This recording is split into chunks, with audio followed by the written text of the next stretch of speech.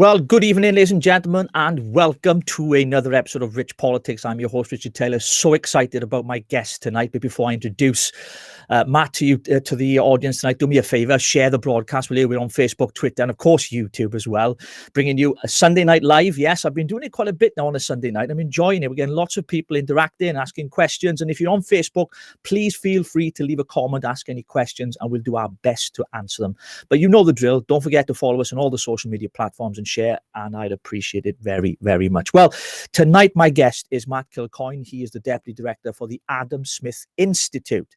Yeah, I know what you're thinking. What is that? Well, we're going to find out because I'm going to ask him.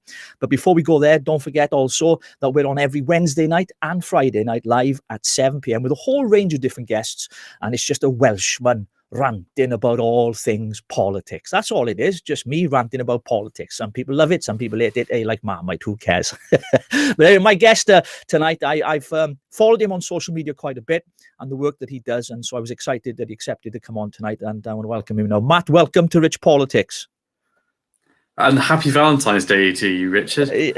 Thank you very much. Well, at my age, at 46, which some of our viewers might find young, you know, Valentine's is not something we celebrate too much. My daughter does. She made a card for us today because she doesn't have a crush on anybody else. She's only got a crush for her mum and dad. So I thought that was quite sweet, you know. I just want to check. You know, the chat facility for some reason tonight is not working. I don't know why. We'll have a look at that later. But Matt, thank you for agreeing to come on. Really appreciate it. And first of all, let's begin then. Let's talk about you. Tell us a little bit about the Adam Smith Institute, what it is and what does it do, Matt? So the Adam Smith Institute is a free market, libertarian, and what we sometimes call neoliberal think tank. Neoliberal is one of those words that's a bit of a tongue-in-cheek wink nod kind of a word, because it's a word that is used in left-wing media, left-wing publications, and on university campuses as a sort of catch-all term for anything bad, anything evil, anything that happens to think that, you know, money exists, that the jobs exist and companies should exist. And so they sort of use it as a catch-all. So we decided that we were going to own that. And what we do as an institute is we try and come up with policies that we think that political parties should adopt if they want to be liberal, if they want to be socially liberal, but economically, well, sane, frankly, is what we try and say. And so we come up with policies, we parcel them together, and we say, look, Labour, Lib Dem, Conservative, you know, even Plaid Cymru sometimes, we say, you should take this, you should run with it, try and implement it if you get into power. Sometimes they do it, sometimes they don't. And along the way, one of the things that we've done relatively well is try and engage with the next generation, youth, and try and be a bit more sort of edgy is not really the right word. We try and be a bit more loud and outspoken, bit more engaged with sort of online culture, so that we can try and get our message through. Because we're always looking at policies that are sort of 3 to 5 years out. Although the pandemic, we took a bit more of a immediate right now, but like usually we're looking at policies 3 to 5 years out. Yeah, very interesting. Just quickly on yourself, and so that's what the Adam Smith Institute's about. I noticed that you moved to the City of London as an underwriter in 2014, and you joined the Government of Catalonia, where you became the Trade and Investment Advisor. I found that quite interesting, Matt. What was that about then? So I grew up in Northeast Wales, just outside Wrexham, in a village called Marford. I went to uni in York, and then at the end of that, I didn't have a job. And I went, oh God, what am I going to do? And I got 2 job offers. I got one offer in Cardiff for a brand new scheme, really lovely scheme. I ended up doing it, working in underwriting, working in insurance, next to the Senedd, actually, in a building called Atradius, which used to be the Export Credit Guarantee Department. If you know it well, it does a trade. Yeah. It does sort of it ensures the value of contracts out to the rest of the world, and then. But other than that, I had a job offer in Almaty in Kazakhstan, working for an oil company, which I didn't take.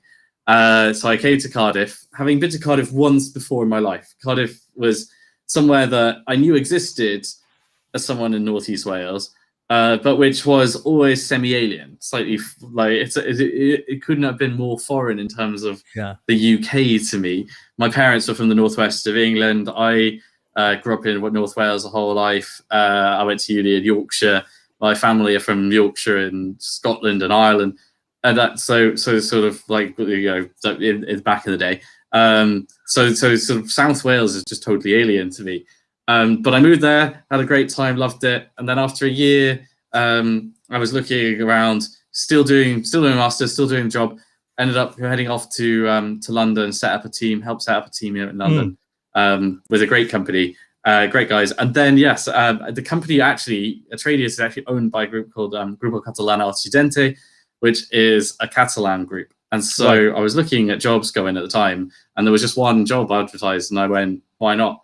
Actually, Catalonia has elections today. Yes, this is why I asked you. So I'm aware of that. This is why I wanted to ask you, because I read your profile and I thought I'm going to ask him about that, see what he thinks about it before we get into our topics tonight. Because, by the way, folks, don't go anywhere. We're talking about Welsh politics, devolution, and a whole lot more, and the forthcoming elections, of course, in May, if they're not postponed. We're going to talk about that a bit later. But yeah, Matt, tell us a little bit about the Catalonian elections then. So the Catalan elections, quite like Wales, devolved parliament, lots and lots of reserve powers. Catalan elections are very sort of fraught elections, but very they're usually low stakes. But in this case, they've been, over the past 5 years, become more and more high stake because of the fact that they've been going for unilateral declarations of independence. Because of the fact that they tried to host a referendum, they lost their ability to hold that referendum. Spain invoked its right under its constitution not to let them hold it. Ended up with the scenes that maybe many of us remember, with old women being beaten up on the streets. And I always take, I'm a constitutionalist, but I do think that if you win a majority right to hold a referendum, you should have the right to do so. I think that the despicable way in which the Spanish government responded to people wanting to have a democratic right to decide or a future was actually self-defeating for them. It was a Pyrrhic victory for them. Although they've ended up with Catalonia remaining in Spain by a thread, they ended up with quite horrendous scenes that I just don't think that would allow that in the English-speaking world. If it happened anywhere else in the UK or Canada or elsewhere, it wouldn't have fallen out of the attention of the world's media in the same way that it did. And I think what's happening now, though, of course, is there was various political prisoners. The Puigdemont, one of the presidents there, ended up being kicked out, booted out of office, into exile. There's a new president, the last president, who is for Junts pel Sí, which is sort of Together for Catalonia. He ended up having to resign or being kicked out and removed from power by the Spanish government because he was holding signs saying "Free the political prisoners," and so on. There's now gone to the polls. The likelihood is that the party that he's in control of will not win the most seats. It will be the left-wing party, Esquerra, who will win the most seats. And so that will be the first time the left-wing party, which is a sister party of Plaid Cymru and the SNP and other nationalist groups on the left in Europe, will be in charge of the government of Catalonia, which would be a very interesting, again, probably more fraught situation developing back in Catalonia. Yeah, and we think we got problems with Welsh politics, eh? Never mind. I mean, bringing it a bit closer to home then, Matt, I want to talk about Wales, the political scene here in Wales. I've only really been involved in politics the last 2 years, I should imagine. I was involved with the Brexit party, as you know. I'm a member of the Welsh Assembly Party, but this show isn't about that. It's about, getting people on to share what they think. And I don't know about you, but I've never been excited by politics, which is strange because the show is called Rich Politics. I've never trusted politicians, and yet I've tried to get elected as one, because I feel that we lose something when all we have is a political class of elite politicians who, from my upbringing, if you like, who've never experienced real life, and I know they have, but that's the kind of impression we get, that these are an elite group of people that don't get everyday life, right? That's the impression, don't we? And I wonder what you think about the political scene in Wales. We'll talk about the elections a bit later, but what do you think's going on right now, Matt? So most people go into politics because they care about an issue or they care about a particular thing. Most politicians aren't semi-normal people. The people who get into it just to push themselves forward are few and far between, in my experience, no matter whether they're from the left or right. Now, they definitely exist. And the incentive structures that push people into politics and stop other people going into politics are very much geared towards, a slightly larger group of people that are slightly odd. and care about issues more than other people care about issues, and also care about themselves more than and so on. But they are still few and far between. Most people who go into politics do want to make people's lives better. They do want to make the economy work better. They want to get jobs better. They care about things on a slightly more caring basis than you, or less caring basis than you from certain issues, and that's where the disconnect quite often comes across. In terms of how I think Wales comes across, the Welsh devolved government has been powered and overpowered relative to what people in Wales care about on a continuous basis for the past 20 years, because of the way in which a lot of the powers generation, where it sits, whether it's at Westminster or in Cardiff or whatever, has been really not about whether it's the right place for governance and for good governance and for good outcomes, but really on a sort of ratchet basis as to whether the power is equivalent to what Ireland has, or Northern Ireland has, or Scotland has, rather than whether it's going to deliver, whether it's going to work for Wales. And so we've done things on an all Wales basis, despite the fact that lots of Wales isn't all Wales, like both by force of geography,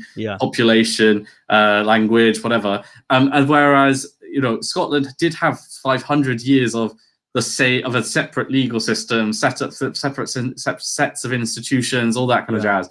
Whereas you're trying to duplicate, you're trying to create institutions, having no institutional memory, and then being surprised that various results aren't working out. And so we've watched as a nationalist and antagonistic setup has been created in Wales between Westminster and Cardiff on an all Wales basis, which has left various parts of Wales behind. Yeah, well, nothing highlights that more than the pandemic and the way that both First Minister, has accused Westminster of all kinds of things, and we're doing it better than you, like a competition. But there's no competition really. It's a virus we're trying to fight against. Matt, well, talking about devolution, now let me get to the first question. Do you think devolution has been good for Wales? I mean, on nearly every metric you could possibly come up with, no. In terms of numeracy for kids in education, that's fallen behind. Literacy for kids has fallen behind. The fact that school choice has been eroded for parents. The fact that sort of the priorities of like house building and so on no longer match a local region, but match an all Wales basis. Various parts of sort of educational reform that have happened in England haven't happened in Wales, much to the detriment actually of inner city areas, inner town areas. That's meant that whereas London has caught up with lots of parts of it, and in fact overtaken lots of parts of England, parts of Cardiff and Swansea are still behind rural and sort of mid-rural parts of Wales. In terms of health outcomes, in terms of ambulance, call-outs, in terms of cancer treatments, hip replacements, everything, the kind of day-to-day of lots and lots of people has been degraded. And on top of that, we now have we've emboldened what I would describe as some of the worst elements of our society that just see difference and who wish to push a xenophobic attitude to our neighbours, to our family members, to our friends, and who don't see. And I think this is one of the other things, is the fact that we don't have a pro-business attitude in Wales and I think that's been lost very much so because we pandered to the idea that it's just the state, just government, just parties on the left that are able to deliver, and then they haven't delivered, and we haven't reevaluated that. And I think that's what's coming to the fore. I think we're seeing a lot of people sort of looking again at the various political parties and going, which one actually represents me? And it isn't any of the standard three at the moment. No. And I think that's where Andrew R.T. Davies and the Conservatives has a real challenge to build a brand that matters to people in Wales, and abolish has a chance to capture a new market. Yeah, I think it's a challenge in it, because the issue is, a lot of people would argue it's not devolution that's the problem, it's who's in power and who is in government. But certainly from my side, I don't quite see, I believe it's devolution itself, the settlement itself. And I think those that call for more powers, that worries me even more. I mean, the idea of independence worries me even more. Not because I'm an anti-Plaid person, although I don't agree with their politics, and I don't hate someone like Adam Price. These are normal human beings who've got a political opinion and view. But nevertheless, when you look at it on paper and you try to be realistic, apart from it being a pipe dream, Welsh independence would be fiscal suicide for the people of Wales in every measure. Whether it's not just on currency or the borders we'd have problems with, but the deficit that we'd have to find. And you can conjure up all kinds of answers politically to get people to vote for you in a manifesto. Of course you can. Politicians are used to doing it. But realistically, and looking then, I think this week Adam Price used the SNP in his interview today, actually on BBC Wales, when he talked about the possibility that, we are 10 years behind the SNP. And then he mentioned that we're polling, that the call for independence is growing. But as you and I rightly know, and I pointed out earlier on social media today, that, the polls that he referred to show more people would vote to abolish the institution than actually would vote for independence. So, they're backing up the wrong tree, aren't they?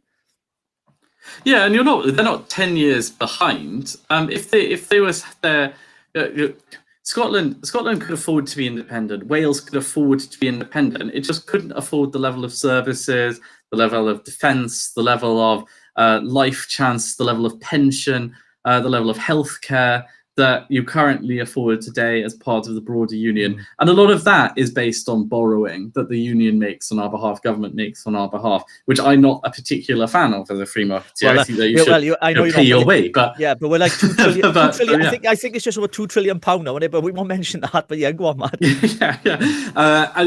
Scotland's, for example, Scotland's deficit this year is 28% of its GDP. In a good year, it's pushing between 7.5% and 10%.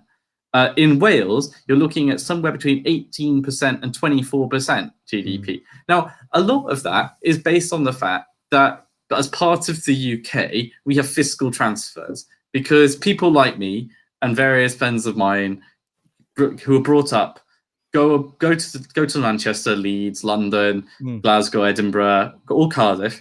And we start careers, we start jobs, we start businesses.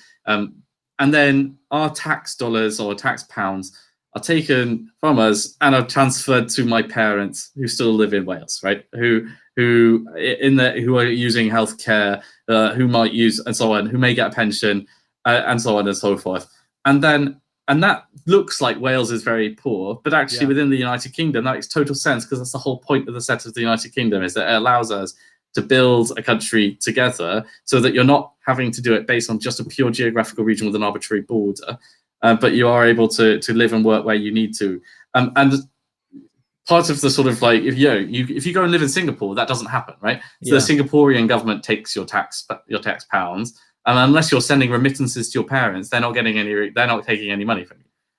That does happen in a country like ours, and that does mean that Wales is slightly richer than it would be. Now, if you cut off Wales from the rest of the United Kingdom, then you cut it off from the amount of money they're able to get. That tax money that's collected for me stays in England, and that would be costly to real people, real life chances, and also opportunity, because what the obvious response that the Welsh government would make is that it would make it harder and more expensive for people like me to move out, start jobs, start businesses, start employing people, etc., across the rest of the UK or across the British Isles or Europe. Yeah. Do you see devolution as the trajectory of devolution working towards independence? Because we've had more recently, as you may know, a number of Welsh Labour candidates who are very supportive of independence here in Wales. And of course, they've always calling for more powers. Always having a go at Westminster, not giving us enough, and then they blame them for everything that's going wrong in Wales, even devolved issues. Do you see that this is going to be a crunch point for the institution, the Welsh government as it is now, that this trajectory that we're heading down, that it is going to be a battle for those who wish for independence? Maybe not yet, but because the polling doesn't suggest that. But do you think that's going to be a real issue in the future, Matt? So I've always seen myself on the right in UK politics because I am a unionist. I am someone who thinks of themselves as British, because of the fact that my family are from England and I'm from Wales, because we've got Scottish background and Irish background. The British story is my story. And so I never was attracted to like Welsh Labour or Welsh Lib Dems growing up because they were so wedded to breaking up the institutions and things that bind us together. and foregoing the links that the northwest of England had with the northeast of Wales, or Powys had with the West Midlands, and Monmouthshire had, and the southeast have with Bristol and Bath and so on. And I just thought that it was just identitarianly, it didn't match what I wanted my future to be, what I wanted the country's future to be. Yeah. And so, in terms of what I think, what sort of, in terms of sort of like what I think the challenge for unionists right wingers is to provide a positive option for what it means to be British, for what it means to be Welsh, and I think that a lot of that stems from sort of like the history of Wales, right? Wales's history has been one of being the powerhouse and engine of the British economy. The reason why the valleys, why Merthyr, why Rhondda, why Port Talbot and Cardiff were so powerful engines was because they were the engines of British growth in the 1800s, 1850s. A lot of the stemming of sort of socialism in Wales came from the fact that people who were working and living in these parts of the world didn't have ownership of or any form of sort of dividend from what they were doing on the day-to-day other than their salary. And so they thought that there was a good way of self-organizing, group organizing, to seize the means of production. And that they ended up doing actually was shipping it out to a bureaucracy in London that didn't hold very much value for them. They would have done much better if they demanded share ownership of their economy, or more broadly share ownership in the economy at the time. Yeah, sorry to interrupt you, Matt. You're talking about socialism. One of the things I wanted to ask you, do you think that socialism has played a part in shaping politics here in Wales, given that we've been, since devolution, since 1997, obviously when Blair, had this wonderful idea, well, not so wonderful in my opinion. Do you think that, not just because of Welsh Labour, because other strands within political parties, whether it be Plaid or the other fringe groups, that socialism has played a part in shaping politics here in Wales? I mean, undoubtedly it has.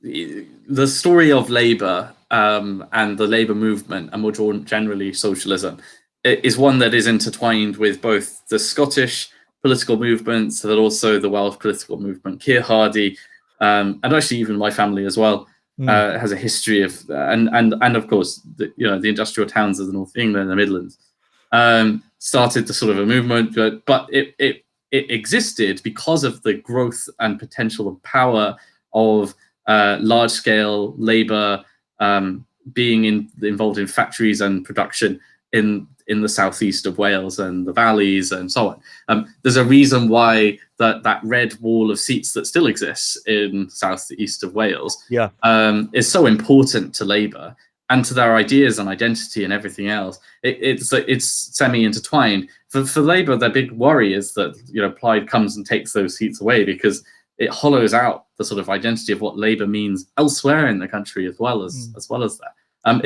Socialism is totally intertwined. However, that problem is that a lot of socialism means, rather than sort of promoting the idea of ambition, promoting the idea of individual responsibility, promoting the idea of entrepreneurship, has meant it's more about not expanding the pie, but about how you divide the pie up. And that's a fallacy that exists elsewhere in economics, about sort of in our healthcare system and so on.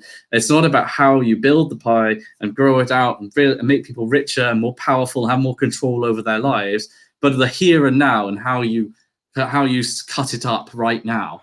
And that is a semi-limiting, or in fact, it's quite a heavily limiting factor in how you then help people have control over their lives, because you're only really thinking about in the next 5 minutes, rather than thinking, if I make people richer and more, then they'll be able to choose for themselves. And actually, that's the real worry about socialism for me, is that socialism as an ideology doesn't want people to have control over their own lives. And it doesn't have the incentive structures to make people richer, because if they get richer, they tend not to vote for socialist parties until they're super rich, right? Until they're celebrities and multi-millionaires. But that sort of entrepreneurial class, I was going to say tends not to. The rich and the wealthy and the celebrities, they tend to be socialists because they've got it all. They can afford to be. There is a difference in it. And I also think, I wonder as well, because the idea of socialism here in Wales and is permeated within our political landscape personally is the idea of this welfare share, that we're all equal, we all get the same, and it rules out any idea of entrepreneurship, of advancing oneself, progressing to a point where you can be successful. And, the idea, some people call it capitalism, whatever you want to call it. There's an ongoing conflict, not just here in Wales, but in UK politics as well, with these two heads in socialism and capitalism. But do you know any examples where socialism in any other country has really worked as a government?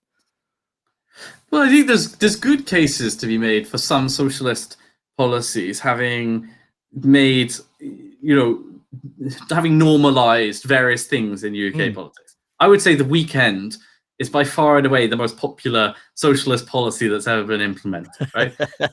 And the ability to have 2 days off, and most people to have them off at the same time, allows people to plan their lives, have some respite, not be dredged, so on and so forth. It did actually cause lots of problems because various people weren't able to choose, don't have lives that fit the 5-day week and so on. And we have, over time made it so that actually what happens is that you have a set number of time, like a set number of hours off and so on. But in terms of sort of and that's what socialism is quite good at, is those big blanket policies. That's not good for people at the margins who live lives that aren't standard, aren't normal. And that's where nationalism quite often fails as well, because people who live on borders, who live across borders, don't have normal and easy lives that fit into boxes that people try and put you in. It's why people who put identity politics, so that's why mixed race people regularly fall through the gaps in identity politics, because people who live on the margins have very individual lives. And it's better that politics has a liberal bent that allows people to choose their lives so that they can fit the policies around their own personal lives, rather than having to be forced into boxes that don't. By the state sort of thing, isn't it? That kind of thing. I mean, I noticed in the one of the articles or something you put together through the Adam Smith Institute called the Neoliberal Manifesto. I mentioned it off air just before we came on, and something that I read in there where, and I quote, "Neoliberals are champions of freedom. We believe that the role of government is to protect and facilitate your liberty to flourish, as long as you do not interfere with others doing the same. Politics as we know it is realigning. Ideologies that were long thought to be dead are re-emerging. There is a growing dislike of our politicians and institutions. With uncertainty comes opportunity, particularly for those willing to spell out a persuasive and positive vision. The manifesto tackles today's policy challenges." I just want to read some of that because it plays into what you've just said there, really, the role of government. What is the role of government? Because in a socialist society, certainly where we're seeing here in Wales under the Welsh Labour government, because a lot of them are socialists, most of them are, it's a case of keep people poor, keep them on benefits, and they'll keep voting for us. And this is from someone like myself, who is not a politician, who's new to politics. I was brought up in a very working class family, very poor family, actually, from Llanelli, and wasn't involved in politics. And when I started to see what was going on, I thought people like Labour, the Labour Party, looked after people like me and my family. But when you start looking beneath the surface, it's not always the case, because it never allowed us the prospects to move on with our lives. People that I grew up with, the idea was always like, well, don't worry, if you don't make it, we'll help you out. And it's always like, we'll help you out. And it's like, well, there's no aspiration there. Whereas it's different, isn't it, from what you're saying, Matt? Yeah, I mean, this is a common complaint. And actually, I think very similarly about how Nicola Sturgeon's constituency of Govan Hill in Scotland, her constituency is one of the poorest in Scotland. It hasn't improved. The poverty on the streets in Scotland, the drug deaths on the streets in her constituency, the sort of fly tipping, the general look and feel of the place has not improved during her tenure and control of that constituency or her rule in government. And that's the same with lots of parts of the Labour Party and where the cities are and inner city areas and even parts of Cardiff and so on, is that they say that they want to improve the lives of ordinary people, but they have failed to do so. And that was exactly the same complaint that a lot of sort of Republicans from ethnic minority backgrounds were making at the last election in America, that they were saying that the Democrats in city-controlled areas, Democratic-controlled areas, had not delivered that poverty alleviation that they thought that they were being sold when they went into the election booth. And that's the role of government, is to allow people, to enable them to pursue their own happiness, to pursue their own flourishing. If the party, however, that is in charge of an area has failed to deliver on its manifesto commitments, and its promise, like its rhetoric might be flourishing, its rhetoric might be beautiful. There's a great line in The West Wing. Of course, it sounded great. How do you think they got everyone to be communists? Of course they can write a turn of phrase. Of course, beautiful phrases. Bread and Roses is a beautiful song. But if you get neither bread nor roses, you should start to question the people who are promising you the stuff, right? And the Labour Party has, for many years, said it's going to improve people's livelihoods. And to his credit, Tony Blair did improve the life chances and ability of people to earn a living quite across the British Isles. Now, he also set up one of the biggest banking failures in history, and so the question of sort of timescales should come into mind. However, but that may be a global thing rather than just a UK thing and so on. But we'll come back to that. But in terms of what the role of government is, John Stuart Mills wrote a really, really good sort of phrasing about the restricting people's ability, whether the government should be there to restrict people's abilities or not to restrict people's abilities and so on. And we've looked at the pandemic and seen during the pandemic an overreach by certain parts of government. Whether you're in Wales and you can't go and buy clothes in the shop or like microwaves or whatever, despite the fact that you might need one, but you can get it delivered from London, or like that you can't go and see your mum, or that and we all understand why we want various things restricted right now, because we know that the virus is spread asymptomatically and pre-symptomatically. And so you don't even know you're spreading it sometimes. So you have to correct for sort of a failure. And one of the things that we sort of say is that the rights that people have includes the right not to have property misappropriated or the freedom arbitrarily restricted by the actions of others. So we don't want your ability to go and say to somebody what you want, or to be employed by somebody, or to employ somebody, or to to sleep with who you want or whatever, to be restricted by the actions of the state. However, we know that being very ill from this virus and so on is a restrictive action in and of itself. And so you spreading something that restricts the ability to live of somebody else does enable the action of government to restrict your ability to act in certain ways. In the same way that we don't let people just wander around with knives in the middle of the street or guns in the middle of the street in the UK. Or rather, we don't let people just shoot guns in the middle of the street. Yeah, but you mentioned something there, Matt, about the interference of government into local lives. We've seen it, obviously, with the pandemic, where certain civil liberties have been taken away from us. We understand there's a public health crisis, and they've created laws under the Coronavirus Act and etc., and the Public Health Act, so they can make these laws and legislate for them.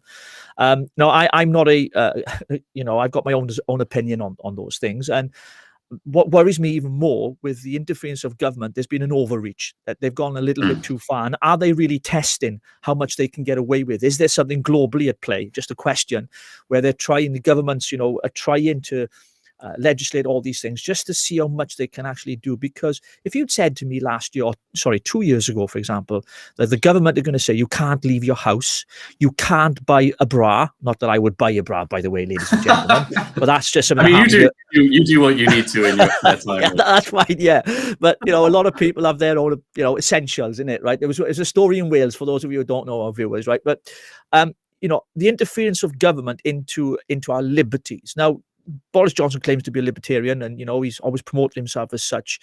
And I know the reasons why government have had to take some stringent, legislation, not just here in Wales, but the UK government as well.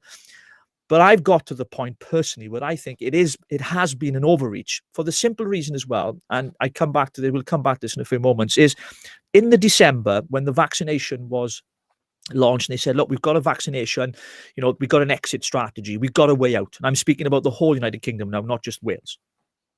But yet we haven't had anything substantial as an exit plan from this. The government has interfered with our lives, said, we're going to lock you down, you can't do this, you can't, all that kind of stuff. We understand why. But then without giving solid answers. And I know the R rate changes and all that stuff, but not given any specific reasons to say, look, we're doing it for this reason. Here's the scientific advice. But once the vaccine's been rolled out, and we vaccinated most of the population who are vulnerable and who could die from it, because we were told that young people, hey, you're going to be all right. So once they've done that, surely these liberties should be restored by governments, and they shouldn't continue to curtail our civil liberties, shouldn't they? So let's run with a few things first. I don't think that there's a global thing at play, mostly because having met people at government, both at local and national and international level, the level of competence and conspiracy that would be required is so beyond. By the way, I'm not into conspiracy. No, of course. It's just in terms of like what you have to do. Yes, I'm just checking you're not. That's all. Yeah, of course. Well, the number of people that would have to be involved in anything that size would be so vast, and the incentive structure is so simple that like. We have such the reason the free press is so important is because everybody sells each other out all the time. Yeah. And so especially at like the UK national press level, that's not the same, by the way, for Wales and Scotland, where there's a bit more of a small pliant press than the sort of like 50 people in the lobby who are all after a story. So always after, willing to get and there's always civil servants and people who are willing to push a good story out to get themselves a little bit ahead and so on. And that's actually a very healthy thing in a democracy. It looks very unhealthy from the outside sometimes because it looks like everybody's at each other's throats the whole time. But it actually keeps people very honest in a way that sort of like small medias and small polities like Wales and the devolved administrations sometimes have, which then ends up with bigger scandals happening, like in Northern Ireland, where the DUP had that scandal over the amount of money spent on wood burners and how they profited their friends. And that's really, really very dangerous. Because that kind of thing can spiral very quickly. In terms of sort of like what then about liberties that have been restored? I think that various liberties have been taken away. I think to say that you want some restrictions and to say that you want all the current restrictions as are is not quite true, right? I think in the same way that when we were just talking about lockdowns last year, the lockdown in the UK, lockdown in Wales was different from the lockdown in England. Never mind the lockdown in England being different from that of France and Spain. In France, you have to text the police to tell them that you're leaving the house to go to the shops and then get permission to do that. Wow, and crazy. If you didn't get permission, then there were 1.5 million fines issued in France for people who left their house. The idea that that would work in England is nonsense. In Italy, different towns had different policies. So people weren't allowed to go and walk their dogs for periods of time. Yeah. Now, I don't know if you own a dog, but like having a dog in the house. I got a little pug here. Yes, I do. Yeah. In which case, that like not walking that dog is going to cause you real issues pretty quickly. Oh, yes. And I remember, so like going lockdown and all lockdowns, they're not the same. And so the same thing about going, I support various parts of this government's policy, and like the UK and Welsh government and Scotland's government and so on, various parts that they've pushed, and I reject other ones. I think the fact that I thought it was ridiculous that we were saying that masks didn't work earlier last year when it was like patently obvious that they did. I thought it was ridiculous that we said that you had to wash your hands, but then immediately as you get off, you can take your mask off and then just but you need to just put it on to go to the bar. And it was like, what on earth are we doing? You need to have a Scotch egg, because if you don't have a Scotch egg, then the virus will get you.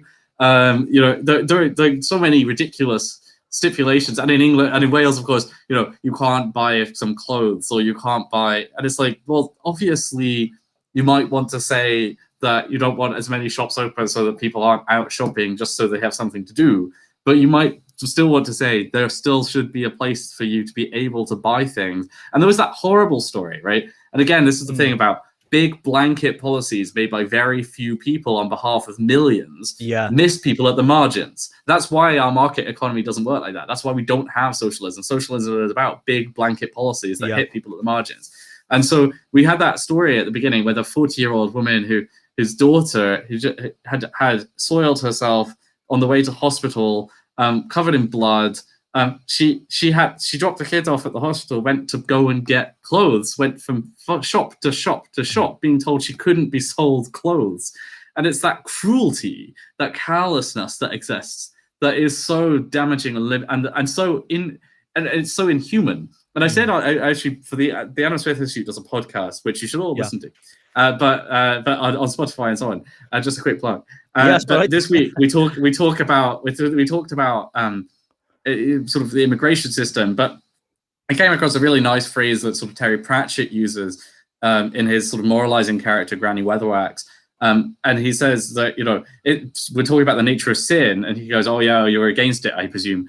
And he said, "Well, it's not black and white." And she says, "No, it is. It is black and white. It is actually. It's just whites that have got grubby, but your grey areas. But what you're really saying is that you're treating people like things. Yeah. And as soon as you start treating people like things, you're willing to do things against them. You're willing to to dismiss their issues, to dismiss their rights, and that's very dangerous. And that's why that sort of that woman who went around trying to get her ill daughter clothes, and was banned from doing so, and had to be allowed. A couple of days later, Mark Drakeford had to allow people to sell clothes in desperate situations. And it's like, no, we should treat people like adults. Like managers of shops treat people like adults, and that's why we have that kind of freedom. And so that kind of dispensation, that kind of freedom is really important and should never be given away. And we shouldn't just go, here, you are now banned, here you are now allowed. No, there should always be dispensation. There should always be allowed to be that kind of nuance. And we should allow adults and managers to be adults and be managers, and to take this pandemic as seriously as they presume politicians do. Especially when we know that our politicians sometimes haven't. Right? We watched Vaughan Gethin ban people from eating food inside, and then ban people outside their home, and then eating chips outside. Or we watched Dominic Cummings drive up to Barnard Castle. Or we watched the chief medical officer in Scotland say you can't go from house to your second house, and then she went to that. And you're like, well, if you're not taking it seriously, then how and of course, where's the Deputy Minister for the Economy, Lee Waters, travelling from 2 different homes, and of course you had the booze up down the bay, as I like to call it, which I've reported on this show as well, with Arlene Davis of Blaenau Gwent and Darren Miller and Paul Davis. I mean, it's almost like it's one rule for us and one for them, and it does paint a picture to people, to citizens certainly, and I think, well, you're making up all these rules because look, I'm not a great believer in the lockdowns myself personally. I think there should be some restrictions. I think it's done more damage to people's mental well-being, their mental health. It's had a massive impact on our economy, which is going to take years to repair. And I think that it's been a difficult decision for all governments to make. But what makes it worse for me is when the lawmakers become the lawbreakers, whether by letter of the law or by spirit. And when people see that from our politicians, they've got a right to be peed off. They've got a right to think this is wrong, this is not right. And I think that's where people lose confidence in our politics, don't they? Yeah, and I think the idea that sometimes I watch various left-wing commentators online, and they are sitting there going, just like all parties of protest, if you're a left-winger in England, you're typically Labour. If you're a left-winger who's disillusioned with Labour in Wales, you're typically moving to Plaid, right? And so they're sitting there going, I'm very angry at the things that it's really sort of like that. It's an angry at hypocrisy. It's an anger at life not being what you were promised, life not getting better, quite a lot of your freedoms being restricted. I think actually Abolish has a good play here to make, and even Farage's party or whatever has a good play to make, that there is a common sense level of we know there are restrictions, but we don't want to destroy everything or burn everything to the ground. But we do want to have common institutions and relook at what we can do better together, what we can rebuild, whether we can start to sort of whether have we hollowed out the institutions of the United Kingdom over the past 2 decades. I would suggest that is unequivocally yes. The UK, one of the reasons that I voted to leave the European Union, and it was a knife-edge decision for me, but one of the reasons I did was because I thought that there were so many powers that had gone up and so many powers that had gone down to the old administrations, that what the sort of British state did had become almost unidentifiable. What was being British was being hollowed out. And I thought that was it was a relatively good way of killing nationalism stone dead, to use the phrase from what devolution was supposed to do.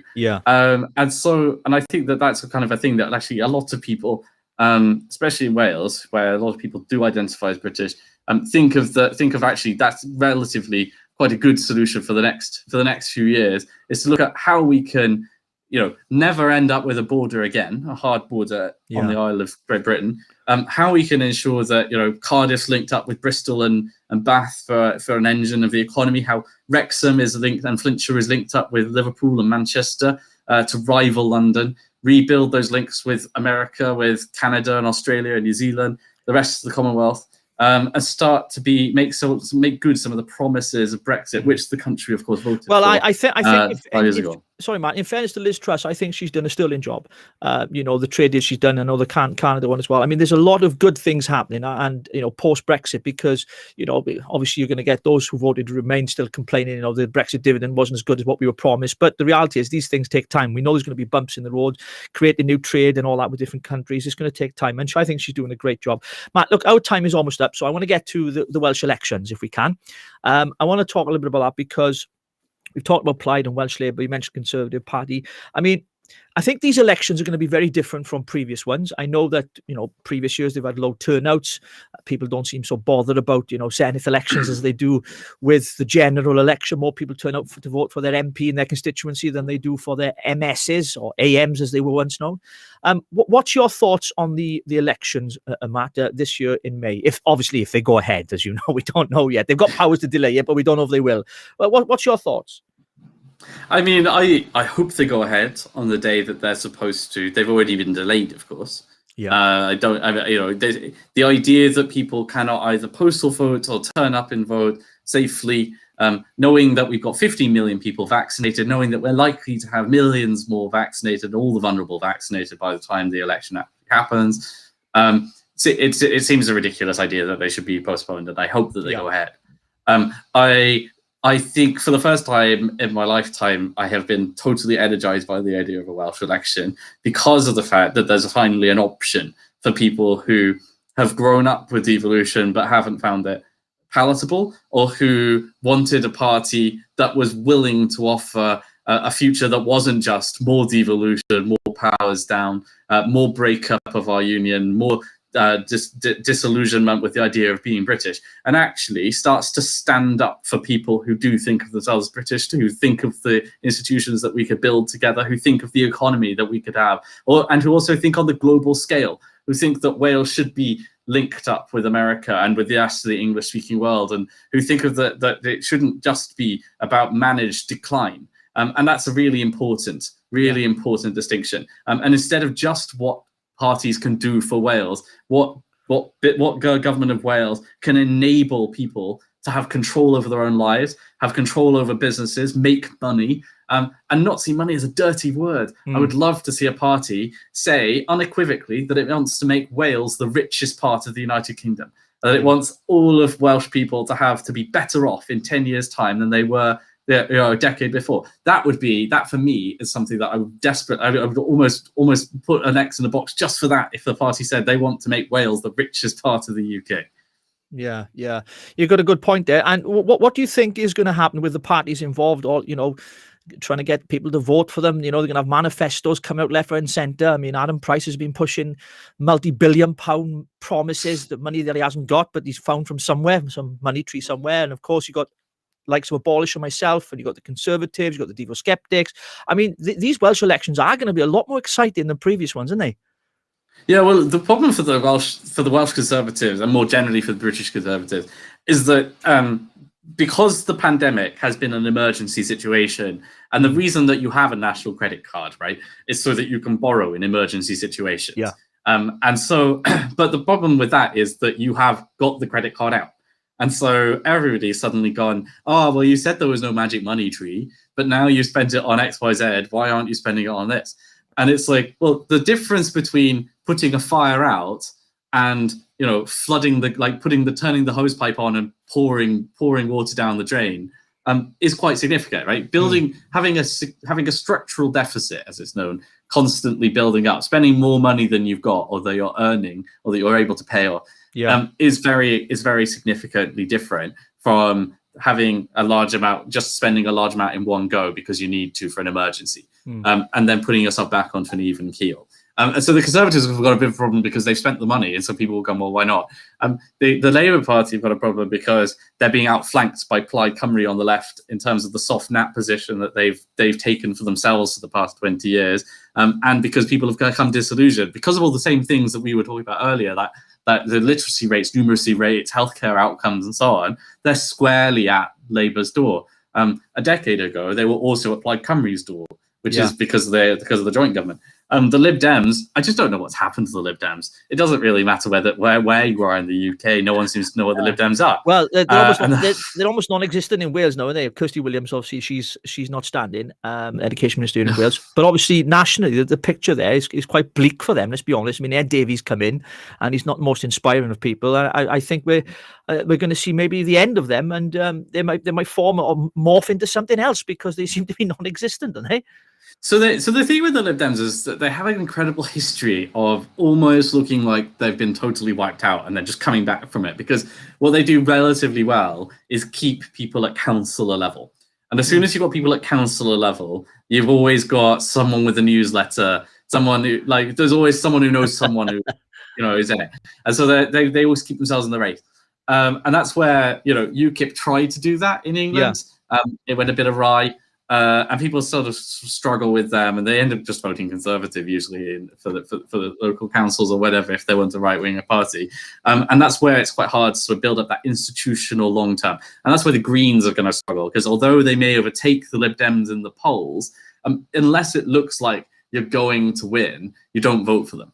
But that's where Abolish, because it has a clear message, right? Yeah. Which a lot of people haven't been able to be haven't seen articulated anywhere for a long period of time, even though they identify with it and have been told actually that, their view is wrong or their view is not shared or whatever. And they've suddenly gone, wait, no, actually there's loads of people who agree with me.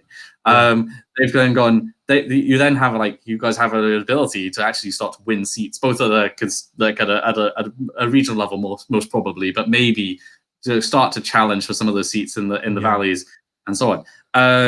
And that's going to be really interesting, I think. But the different parties have very different types. I think that, we know what Plaid Cymru is going to be, because yes, Cymru exists and is definitely not at all funded by and definitely not at all associated with them in any way, shape or form.